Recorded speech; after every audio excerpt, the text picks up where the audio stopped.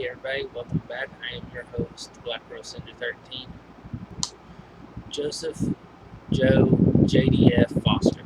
And today's video is going to be on my top 10 in horror comedy and the horror parody type genre. And before I start, while some will say that the two are the same, they're actually not, because horror comedy you can have without there being, because a parody in itself, while it makes fun of something or it references something in a comical way, a horror comedy, on the other hand, is what a good number of movies in the 70s, 80s, 90s, and a good number today can be considered.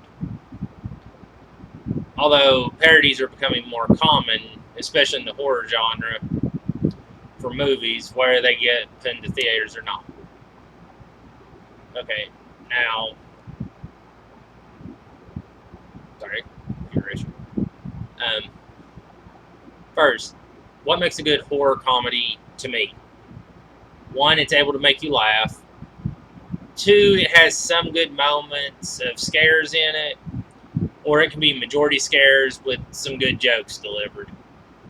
But it still maintains a story overall. It does have that consistency, as with the horror movies. Whereas what makes a good parody, it's able to make fun of films, but keep your interest.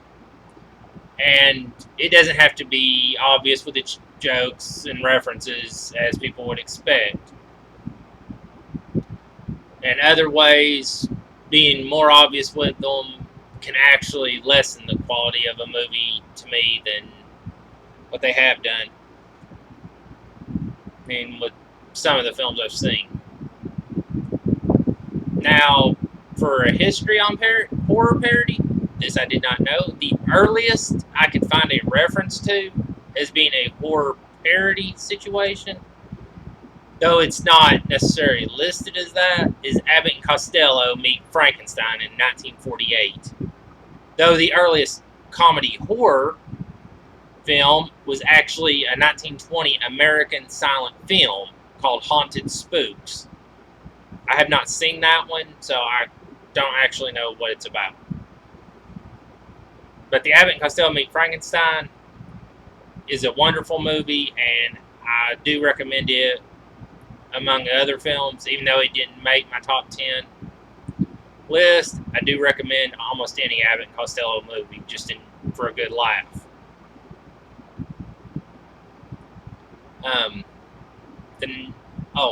Also, my second one on histories of parodies and horror comedies, the Rocky Horror Picture Show in 1975, which is based on the 1973 musical Rocky Horror Picture Show, is considered to be a great parody tribute to sci-fi and the B-horror movies of the early 60s and the late 50s during what was under the Hays Code era, or what they called the Hollywood Rules and Guidance, basically. That went from 1930s, from 1934 to 1968. Is when that Hays Code writ. Unfortunately, a lot of movies during that era, would suffer. If you see the original Scarface, it actually came out before the Hays Code, and it was one of the last films to come out before the Hays Code went into effect.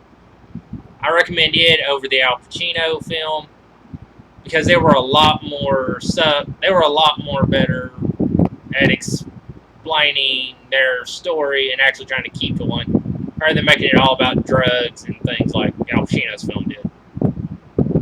But anyways, when the Hays Code went into effect, horror movies were actually the ones to suffer the most because they couldn't be scary. They couldn't have alcohol open during the production. They couldn't make references to any type of sexual situation. Even kissing was considered to be a high-quality risk in the Hays Code. And alcohol, unless it was being used in the scene specifically, it couldn't be open or shown at all. And personally, I think a lot of movies suffered, but horror movies really suffer because how can you make something scary if you couldn't actually do it? If you couldn't actually have something, if you couldn't actually scare somebody.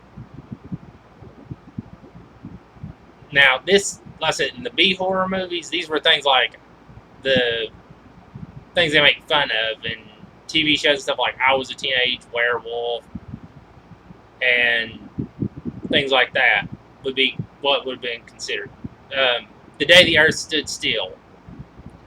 That's actually a B horror movie, and it's not scary. It's a good story overall, but it's not scary.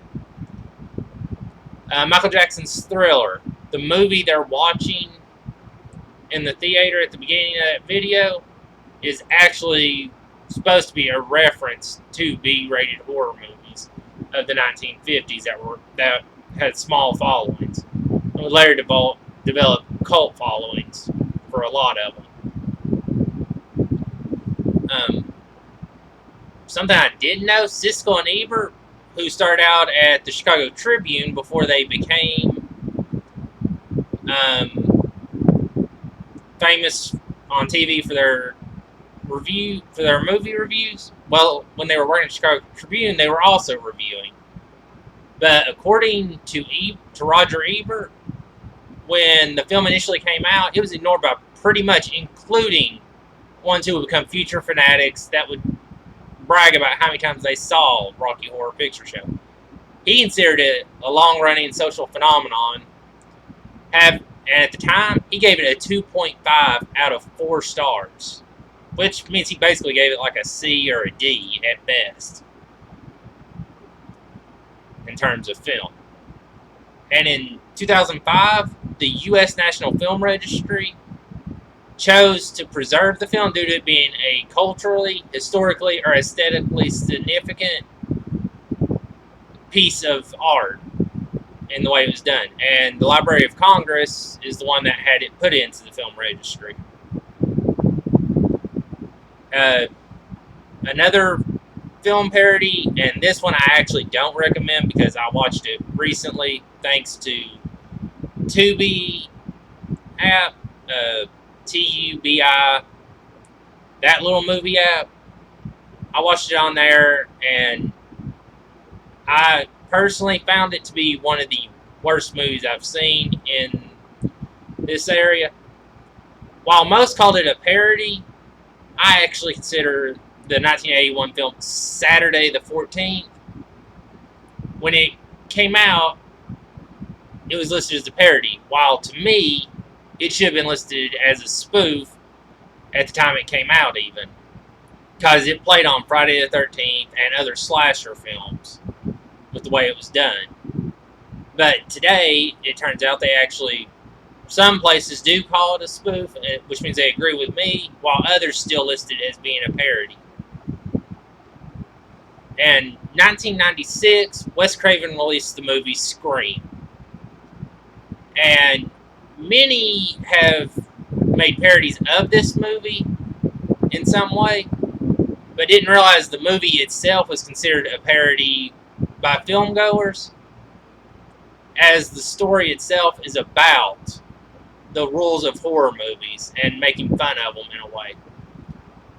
While I agree it's a good movie, I agree with those who actually call it a meta-film style rather than a parody, because it plays knowing it's a horror movie, but it's not trying to make fun of the horror movies in the way that it's doing it.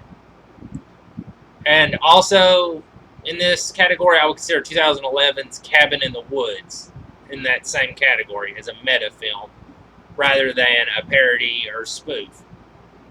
Because while it uses the monsters, the rules, and the different type of cliches that are in horror movies, it's not trying to make fun of those rules or mock them in some way. It's using them as an actual storyline, which means it's a meta rather than a parody style.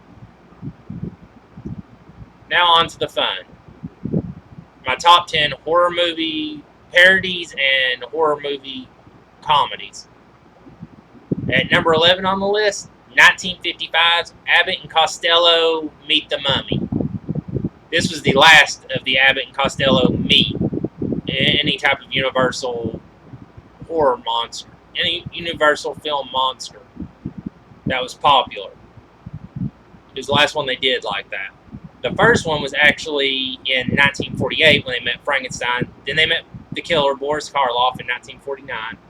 The Invisible Man in 1951. And Dr. Jekyll and Mr. Hyde in 1953. The Invisible Man was a good one because of the way it played out, but I still prefer the Mummy one because it had more comical moments and it fit more to the styling. One of the interesting facts about this movie that I didn't really realize until I went back and watched it again is that Abbott and Costello in this movie didn't use their character names.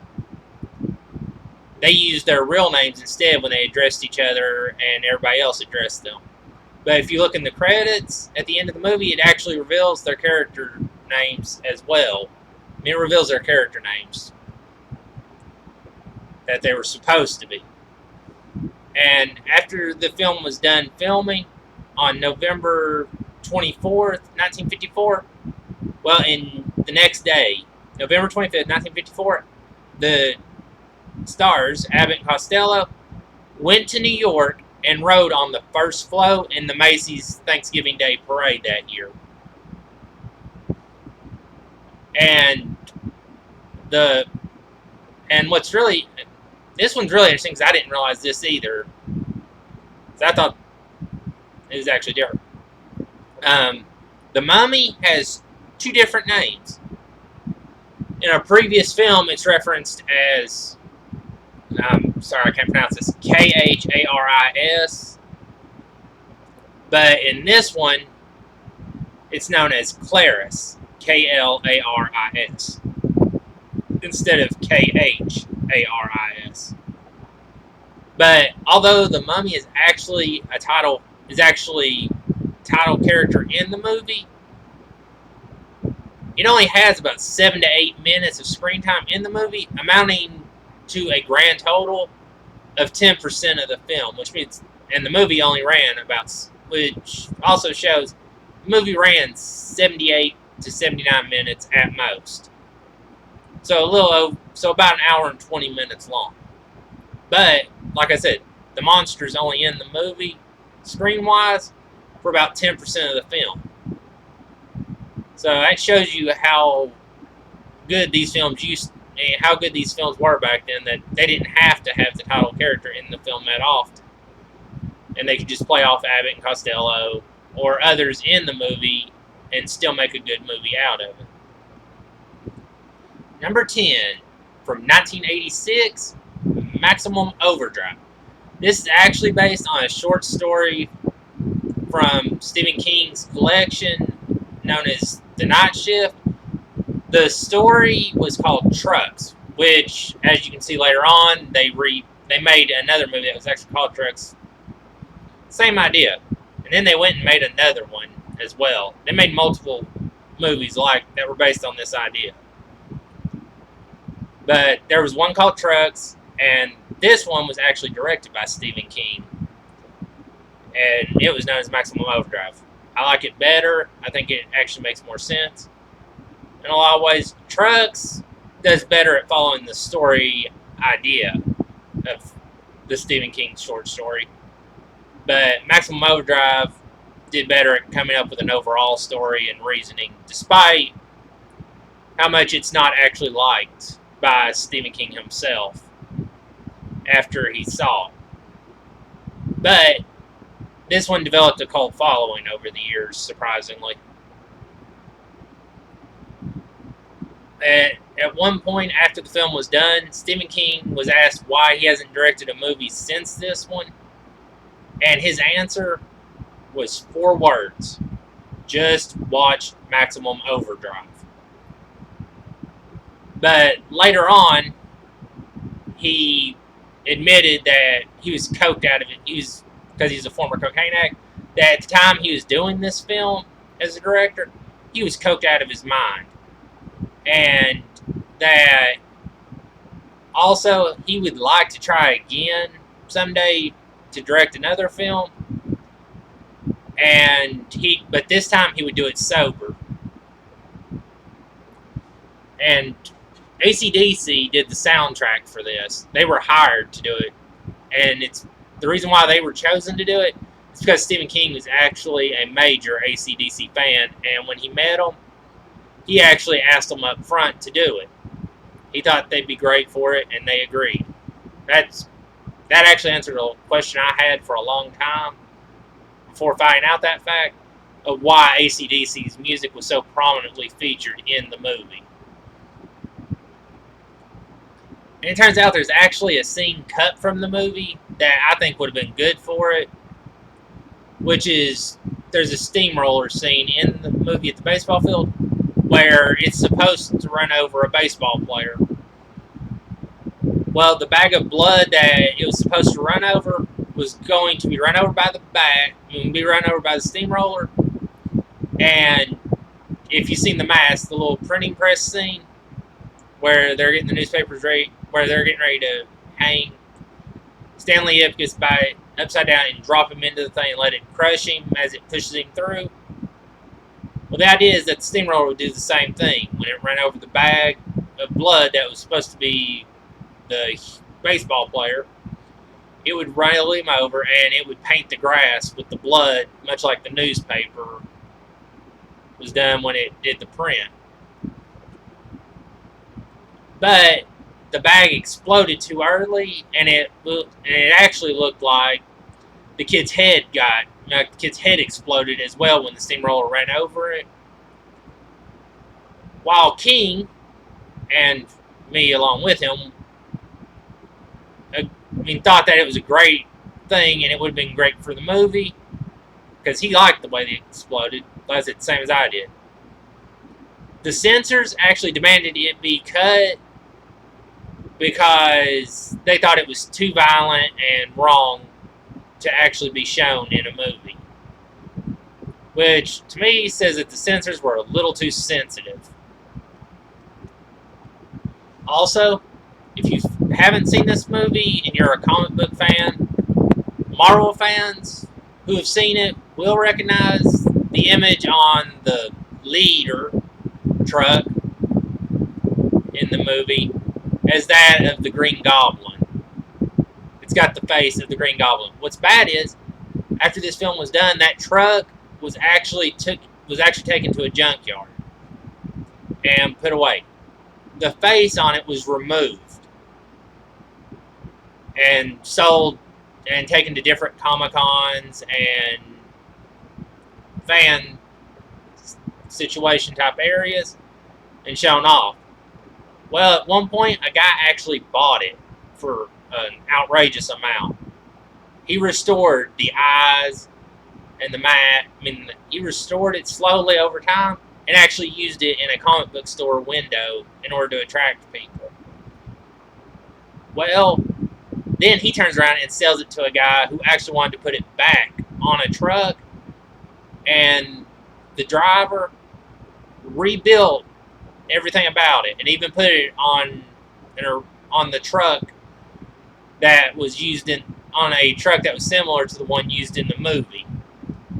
And that driver then started using that truck to drive across country with that Green Goblin icon on his truck, as it looked like in the movie. Now, this actually surprised me as well. Find out that the price of gas on the pumps in the movie per gallon of diesel is at $1.08 in 1986. When they're filling up the trucks in the movie, you can see this listed there. Well, today in US dollars, it's $2.47 a gallon. In Europe, if you do it by gallons, that's $2.17 a gallon. If you do it by liters, I'm not sure. I'm thinking they're saying that it's $2.58 a liter, but it might be actually what they're saying. at 58 cents a liter, but I'd say it's more likely it's $2.58 a liter. And that's in 2018. That's what the price would have been. But if somebody can actually confirm whether that's $2.58 or 58 cents a liter, please, I'd like to know. Because I don't actually know I don't know the conversion rates, how that works with the U.S. and Europe in those terms. Number 9, The Little Shop of Horrors from 1986. The original from 1960, which has Jack Nicholson in it, is actually more of a horror movie than a comedy, despite the little jokes it throws in at times. And it's listed actually as a comedy rather than a horror movie. But this one, the one I actually enjoyed, was more comedy and musical than it was horror movies. But the original one from 1960 also came out under the Hays Code. The first movie in the horrors to come out after the Hays Code ended was in 1968, Lon Chaney in the movie Spider Baby. The last movie that came out before the Hays Code went into effect in 1934 was The Invisible Man in 1933. But anyways, back to my facts on the 1986 horror movie. Horror comedy of Little Shop of Horrors. It was more of a musical like Rocky Horror Picture Show than it was a horror movie or a comedy to me. It was more of a musical style. Also, the song Mean Green Mother from Outer Space, which was written specifically for this version of the film, was the first Oscar-nominated song to contain profanity in its lyrics. As a result, the lyrics were edited, although the real lyrics can actually be heard on the soundtrack to the movie. And as it was common for this great actor to do, Bill Murray had some scenes in the movie for the character he played. Well, when he goes to the dentist's office in the waiting room, the way he did it exactly as scripted, but when he's in the dentist chair in the movie, he actually ad-libbed constantly on it, trying to make the scene better, and he did it with like those little things that the dentist sticks in your mouth. So everybody was laughing, and they couldn't actually find they actually had to work really hard trying to assemble a coherent version of it where you could actually understand what he was saying because of that. And it was actually stated that a lot of the stuff he did on this film had people laughing so much that they had to stop during takes because he was just being that funny during it. Same as with Ghostbusters. A rumor, because I can't actually prove this myself, and I haven't found anywhere else to actually prove it either, is that this is the only movie in which Steve Martin and Bill Murray appear together. And not just in the movie, but they actually appear together in scenes in the movie. An interesting fact about this one is that Cyndi Lauper was actually offered the role of Audrey, the love interest in the movie. And as much as she wanted to do it, she couldn't because of her recording an album and her music tour at the time. So it went to the off-Broadway star that did the role originally in the off-Broadway edition. And while the director, Howard Ashman, actually saw the role as being a brunette's role, as it was in the book, it was Ellen, sorry, I forget her name. Ellen, but the person who played the actress who played Audrey in the movie, it was her idea to actually wear a blonde wig during it to play the role. But now, there's also to this extent, there's also a rumor going around that the reason why she thought the blonde wig would make sense is because that she thought it would fit more to the 1950s stereotype that people imagined. And so that's why she wanted the blonde wig to be more fitting to the time.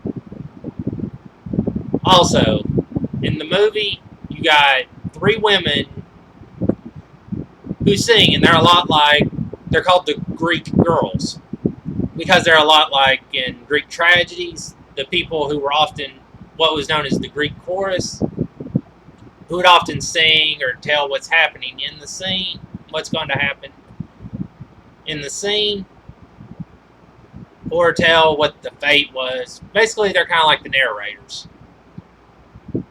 But all 3 of them, their characters' names are based on 50s and 60s all-girl groups. The Ronettes, the Chiffons, and the Crystals. Tisha Arnold, who played Crystal in it, many people would remember her as Pam on the TV show Martin, and on Everybody Hates Chris, she was the character known as Rochelle. Like I said, she was the character known as Crystal in this movie. And the girls also dressed in 50s and 60s style dresses. Pink, kind of like puffy at the bottom type dresses. Look more like they were going to a prom or a school dance.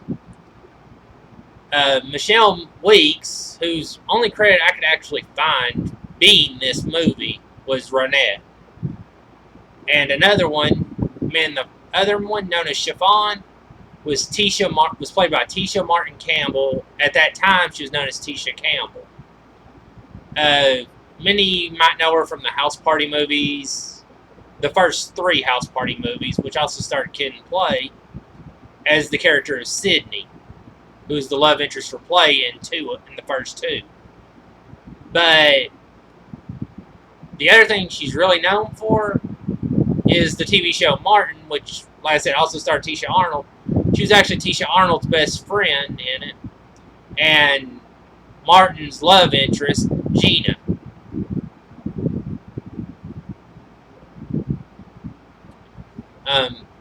This actually surprised me because I didn't actually think about this for a while, and then realized that this is actually how they did.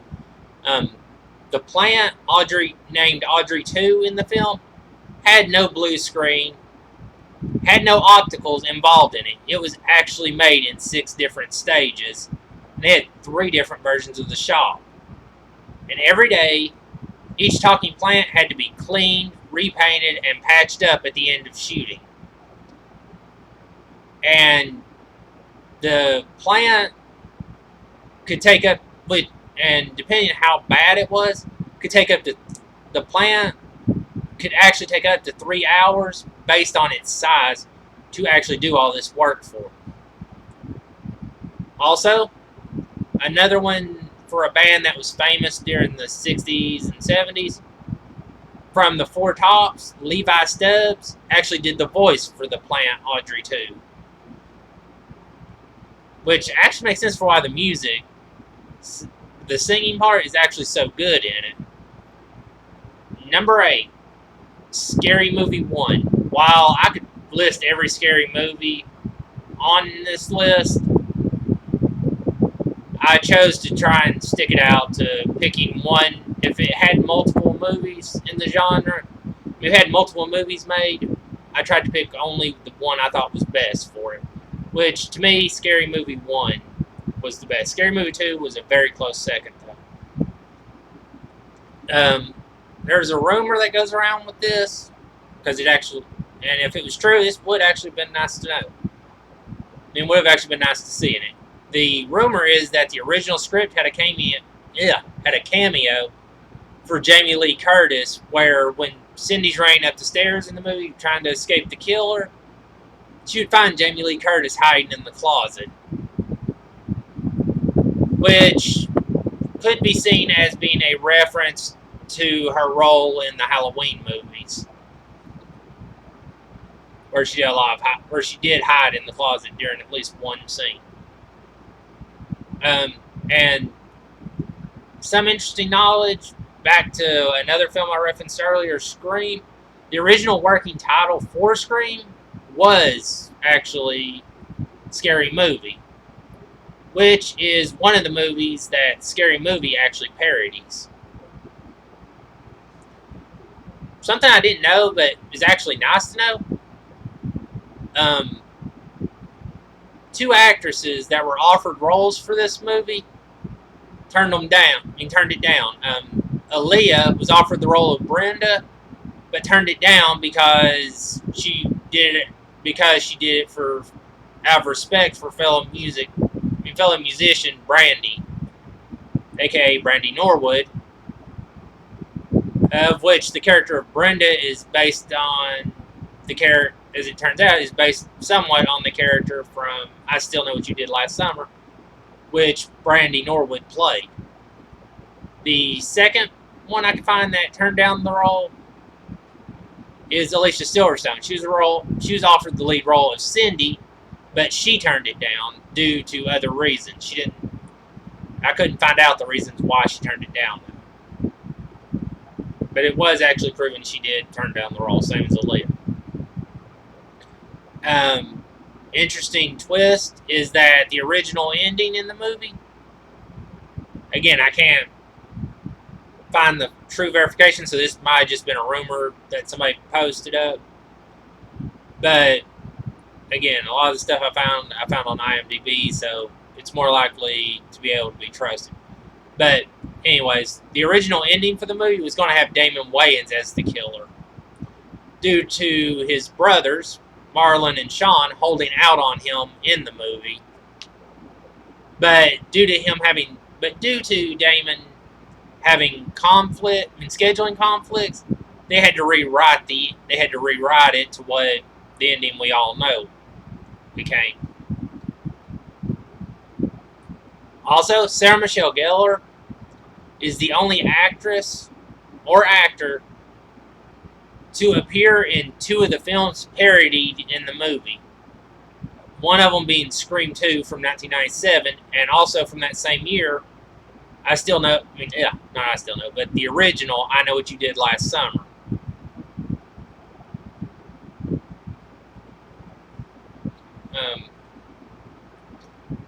Number 7 on the list, 1985, Once Bitten.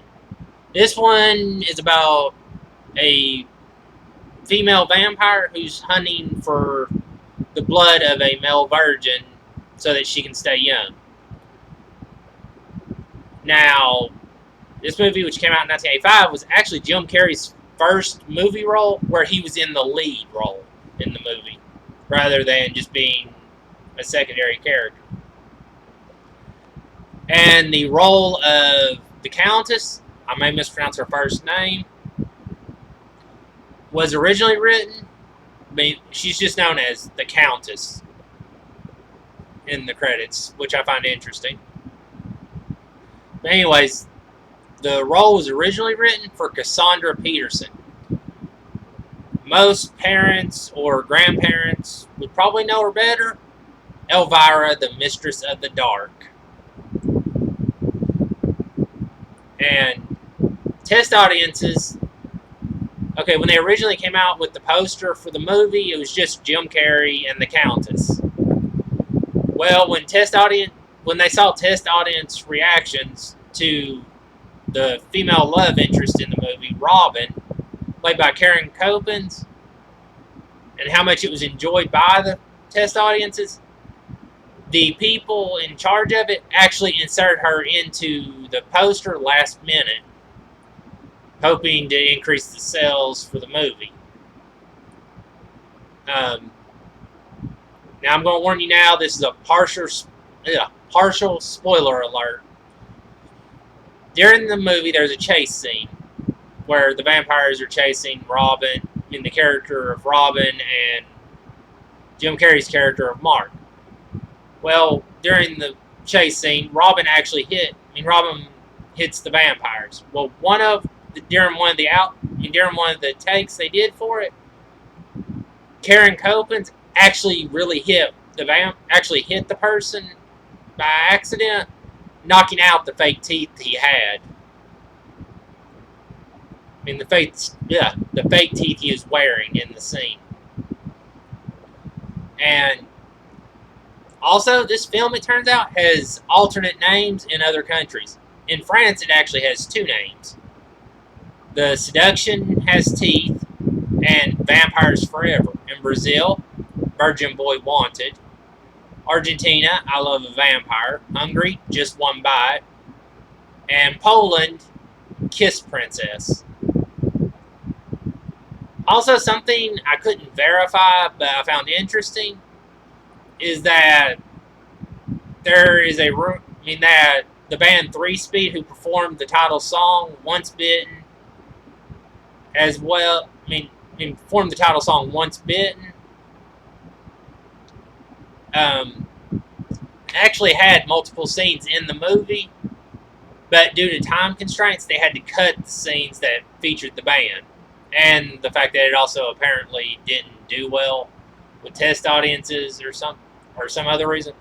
But the main reason they say is that it was due to time constraint of the film. Number 6 on the list, Gremlins. First, there is a movie this movie came out in 1984. The thing I'm about to say, though, is about a movie from 1987 called Munchies. I consider Munchies to be more comical take on Gremlins, whereas Gremlins was comical, but it actually tried to follow the horror movie genre as well. It didn't just go, oh, hey, let's... And to me, it makes Munchies appear, though, that Munchies is not just a comical take, but maybe a parody of Gremlins.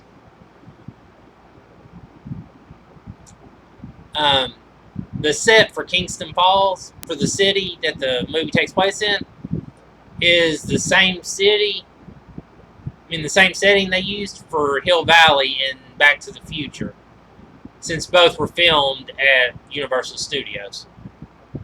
Something I didn't know, Mogwai in Cantonese and in Mandarin, it's spelled M-O-G-U-I rather than M-O-G-W-A-I. The term means demon, devil, or, in fact, as the title of the movie, gremlin. I actually found that interesting because I figured it might have meant devil, demon, maybe something to do with tricksters. I didn't actually know what the term meant until I actually looked it up and found it. I actually wondered where it came from.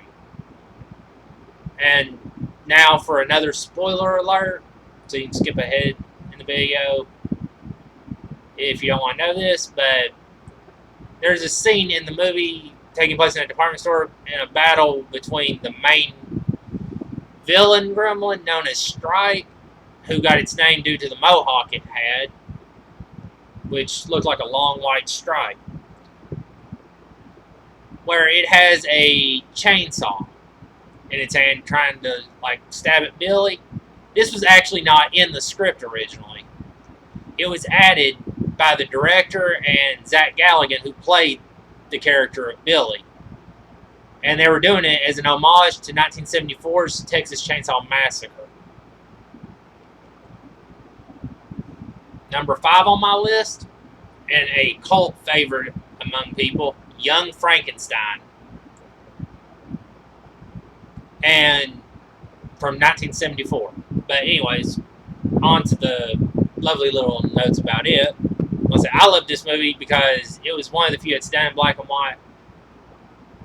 But while it makes fun of Frankenstein, it does real well at what it does with it. Such as the AB normal brain, the walk this way joke it made.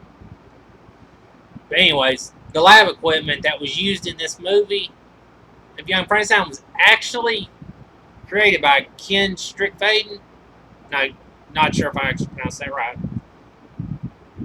And he made it for the original Universal Frankenstein films.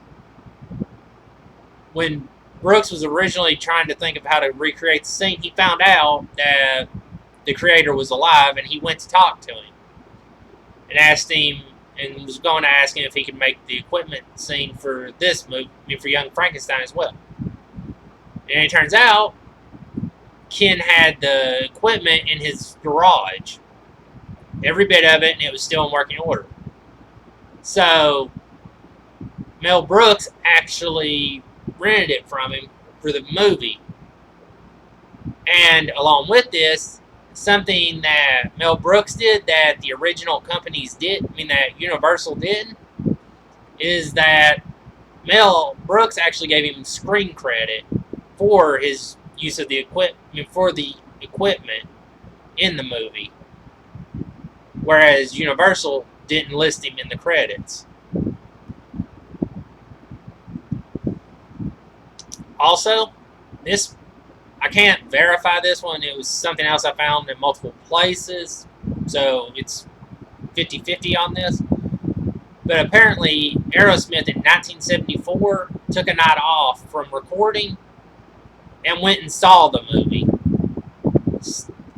Now, where it gets interesting is that supposedly Steven Tyler wrote Walk This Way the next morning, based off of the scene of Marty Feldman, where he does the walk this way line. That's been mocked in multiple films and TV shows and cartoons since. Something I found interesting is that Gene Wilder agreed to make this film only if Mel Brooks wouldn't appear in the film, because Gene believed that Mel Brooks appearing in it would actually destroy the illusion of the film. But Brooks, in his genius way, found a way to get himself into the movie without actually breaking the agreement. The Howling Wolf, Frederick's grandfather, and the Shrieking Cat, all of which can be heard but aren't seen in the movie, are all Mel Brooks doing those things.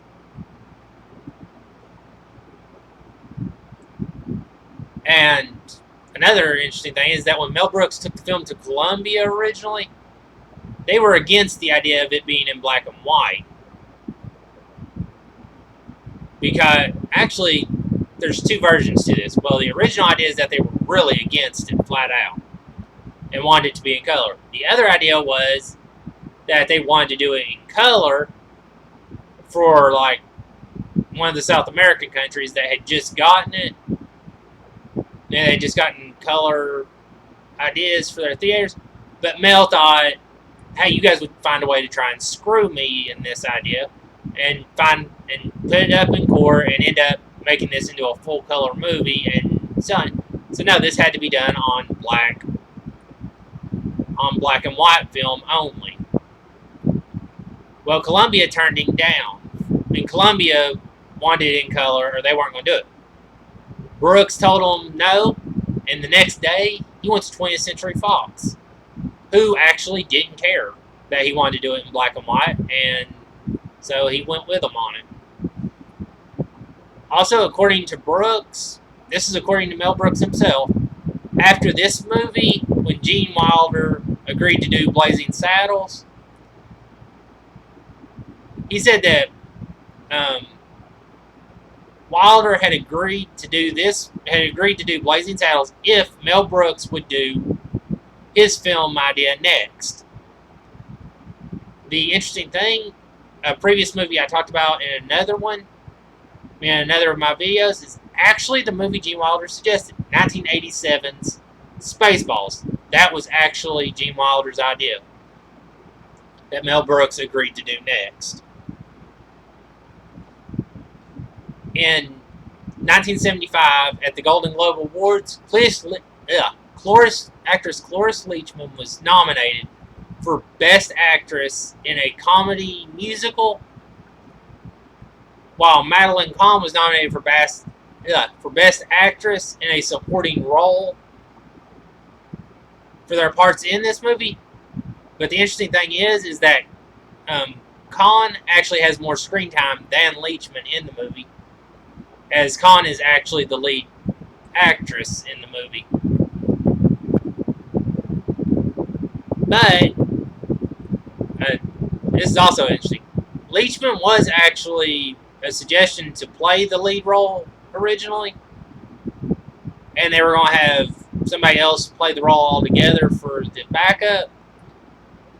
But when this came up, they found Khan, and she tried out for the role, and they thought she was better for it. So they asked Leachman if she could come back with a different accent. Well, she started speaking in this German accent for it, and right then, and tell them that instead of coming back tomorrow, she could come back this afternoon. And they told her that she had the job because of that specific thing.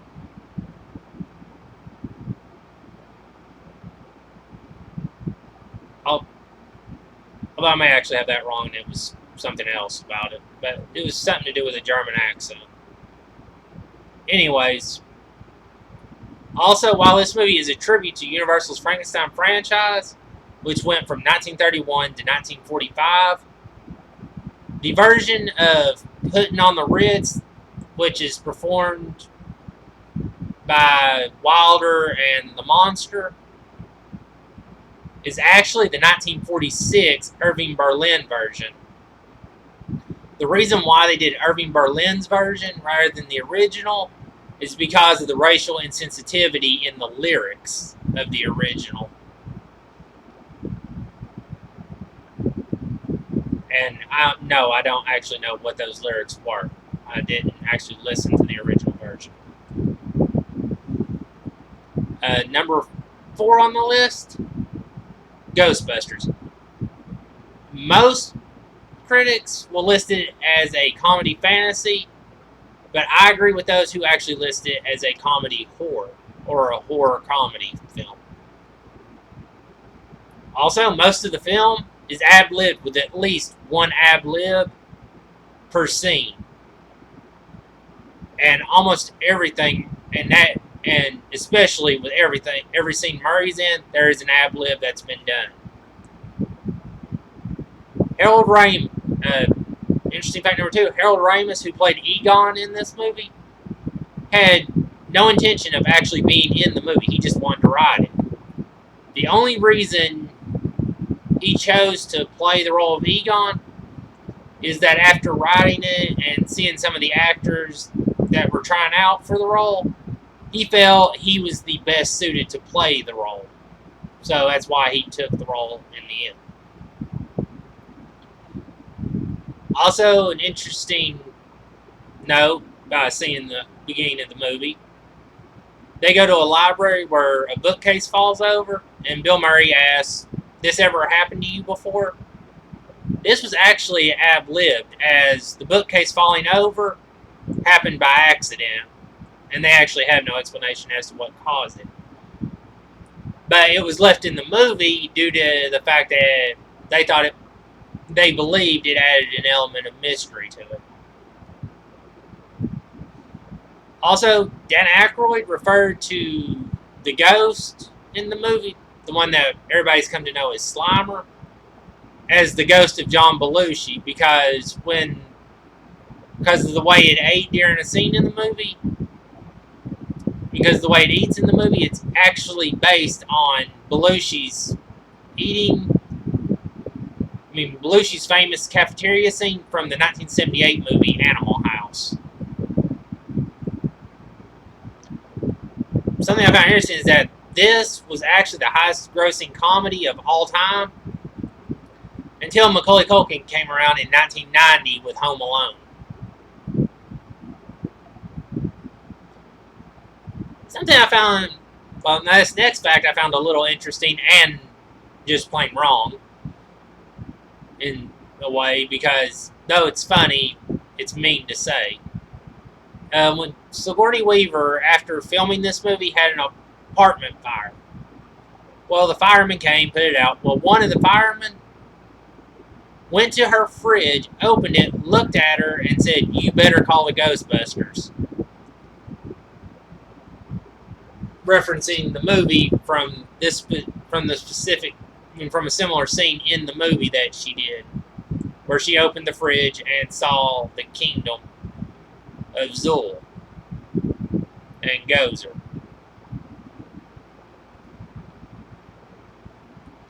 Paul Rubin, most people would remember for playing Pee Wee Herman, but also if you watch the 90s Kirsty Swanson movie of Buffy the Vampire Slayer, which led to the TV series of Buffy the Vampire Slayer getting made from it, was the original idea for Gozer, as the original form that Gozer was going to take on was Ivo Shandor, the guy who started the Gozer worshippers in the cult, the Gozer cult leader, and built and was the architect of the building.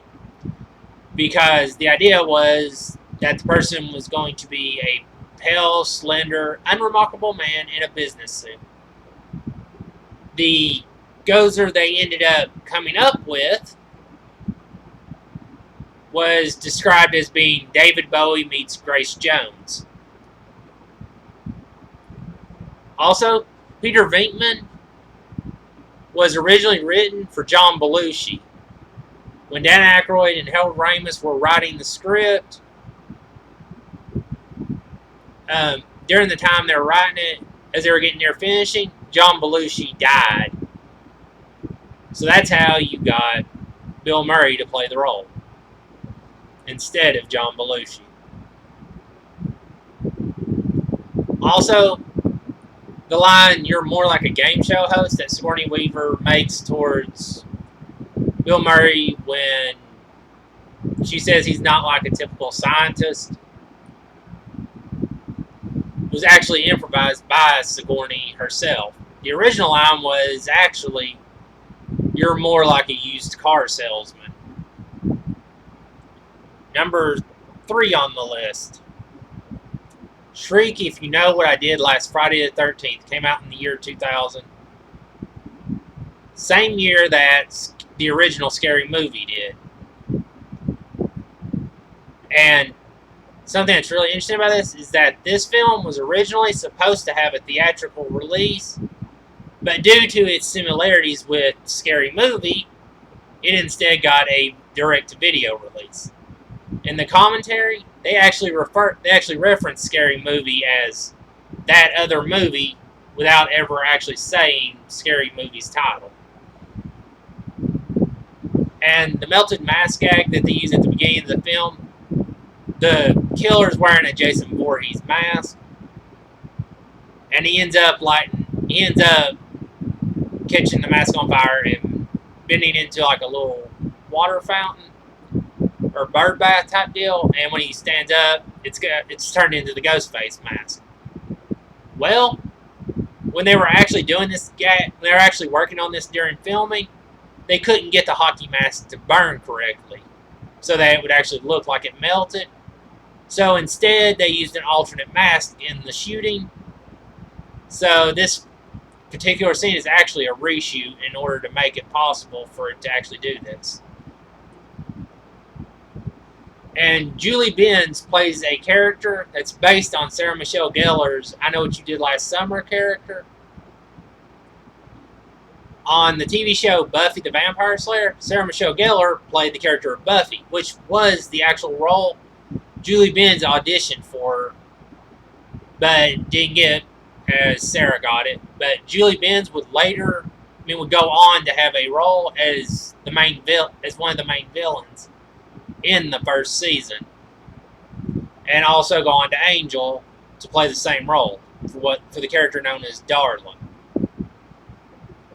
And Julie Benz, and I'm probably going to murder this name, so I apologize in advance, Majandra Delfino, also did a number of episodes of 1999's Roswell together. And I'll be honest, between Roswell and Roswell, New Mexico, which are both based on a book series, Roswell High, I think that was the name of the book. It's actually mentioned in both of them's opening credits of what they're actually based on. And I forget what it is.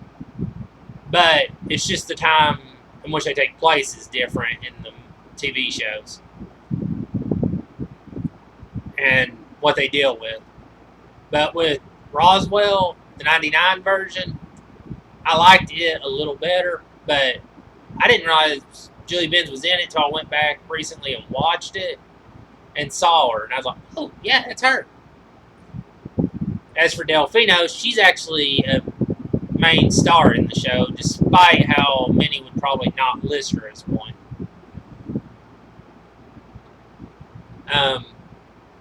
Also, in the movie, after the end credits, there is a "Where Are They Now" type thing that explains what happens to the characters of the movie after the events. And it even makes a joke about the cast in it as well. I mean, not the cast, but the crew, like the crew that worked on the movie. It even makes like a joke about them in it that I found really funny. But I actually do recommend this movie.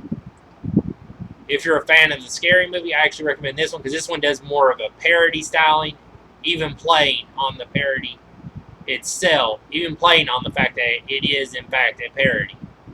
Whereas Scary Movie parodied, but it tried to keep the movie idea in mind. Number 2, from 2009, Stan Helsing.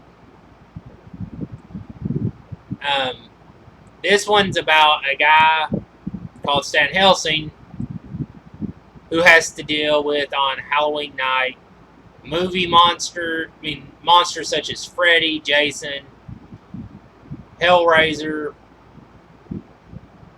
The Hellraiser leads Cenobite, Pinhead,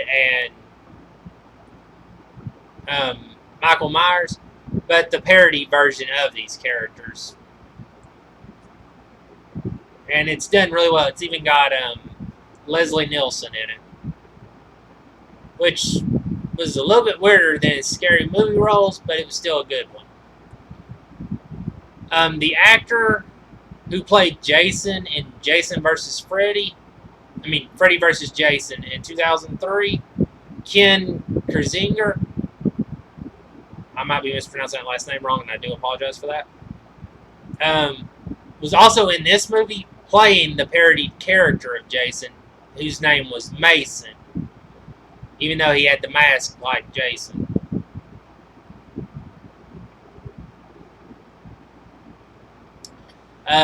Kenan Thompson, who stars in this movie, wore a Superman costume, or a parodied version of the Superman costume. But if you go back and look at the TV show he did in the 90s, known as All That, a character he played on it, known as Super Dude, had a very similar outfit, almost exactly, from what I can remember for it. And to me, this was more of a play on that rather than his play on Superman outfit. Even though both are based on the Superman outfit.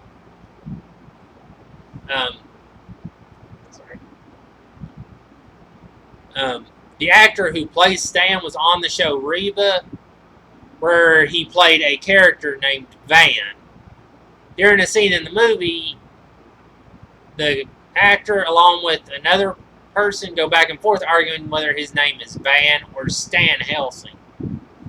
I see this as what I call a double play situation in this case, because while it is referencing Van Helsing on it, as much through the movie that it does this, about Van Helsing versus Stan Helsing, I also see this as it could be a joking reference or nod towards the fact that he was on the show Reba as the character of Van, who actually, Stan Helsing does actually remind me of in some ways with how he acts. Okay, again, here comes a spoiler. 2 songs played during a singing competition they have between the Monsters and Stan Helsing and his little group with it and his friends are actually parodies of real songs. The first one is STAN, which is a parody of the Village People's YMCA. And then there's Stan's group who does "I Just Want to Go Home," which is a parody of Southside Johnny and the Ashbury Jukes. "I Don't Want to Go Home." I actually got this song because I heard it in this movie. I actually went, found the original version and listened to it and decided to get it. What I didn't know is that Southside Johnny is recognized as the grandfather of the New Jersey sound, what became known as rock and roll, popularized in the state of New Jersey and along the Jersey Shore. And Bon Jovi actually acknowledged Southside Johnny as the reason for him becoming a singer. Well, at least in part. And like I said, in this song, they do really well at coming up with the lyrics to match with it. In the movie, when they parody it, and it works out really well. And the original version, actually very good for a couple song. And now, for my number one in top 10 parody, horror movie parodies or horror comedies, comedy, horror, however you want to look at it. My number one is actually from 1975, The Rocky Horror Picture Show. The most interesting thing I found out is that Tim Curry, this was his film debut actually, and he was a lead character in the movie. So I actually found that very impressive. Also, according to Tim Curry, this movie is the reason why he got to meet Princess Diana and Prince Charles. Because Diana loved him in this movie. And Diana actually requested the meeting, which Curry remembers because at the time, he was on production for another movie he was working on called Love for Love. An interesting little note about this is that during the movie, Barry Bostwick pounds his hand on the table during a dinner scene in it. Well, what isn't seen, though you can see Sarandon's face where she's giving like this expression, it's actually because during this spot, Bostwick accidentally hit her hand in the process, which is why she has the reaction she does in the scene. Well, Sarandon didn't exactly take too kindly to this and decided to get revenge. Decided the eye for an eye thing was a good idea. Well, during the floor show scene, as it's referred to, Susan Sarandon accidentally stepped on Barry Bostwick's foot with her spiked heels, which is why he has the reaction he does. And the thing is, in the movie, both people's reactions are visible in the scenes that these incidents occur. And something that's really interesting is that a lot of the people who did the movie had done the roles, had done the productions of this before the movie. Tim Curry, Richard O'Brien, Patricia Quinn, and Nell Campbell, aka Little Nell, all played the roles they did in the original stage production of the musical. Tim Curry and O'Brien also played the same roles on Broadway. Meatloaf reprises his role of Eddie, which he played the same role in the LA stage production of Rocky Horror Picture Show. The Rocky Horror Show, which is the musical on which this movie is based. This one's a rumor, though to me it could explain a lot with something that happened in the remake in 2016. Well, not remake, but the somewhat of a tribute in 2016 that they did. The rumor is that Mick Jagger was originally wanted to play the role of Dr. Frankenfurter, which went to Tim Curry in the film version. And to me, this could explain Adam Lambert's dance in the Rocky Horror Picture Show. Let's Do the Time Warp Again, which came out in 2016, which, like I said, is a tribute to the movie, where Adam Lambert is performing.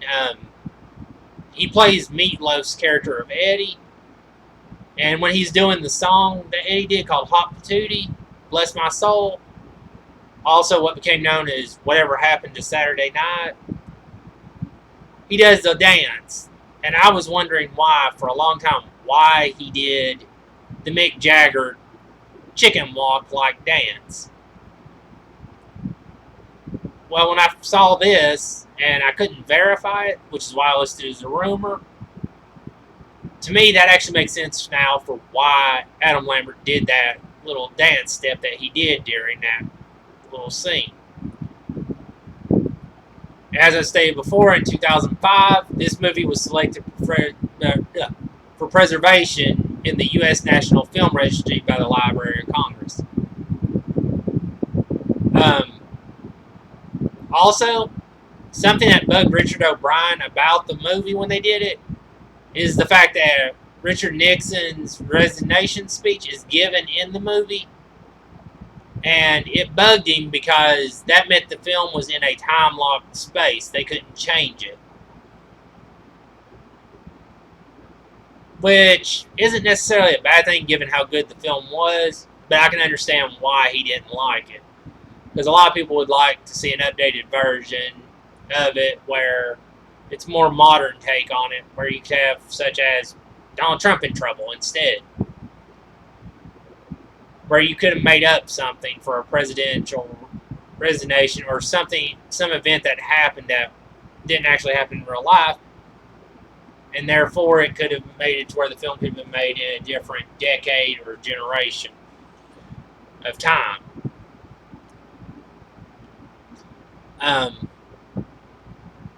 Another fact about this that I didn't know until the VH1 pop-up video came out, where they did a tribute to the Rocky Horror Picture Show and other things, but mainly the Rocky Horror Picture Show one, they actually did Eddie's version of the song. Well, one of the facts that's brought up is that at the time this movie came out, Meatloaf didn't know how to ride a motorcycle. They actually used a stunt double who went riding around for a good part of the film in that particular scene on the motorcycle. And when they did Meatloaf, where they got the close-ups on Meatloaf, he was in a wheelchair that was being pulled,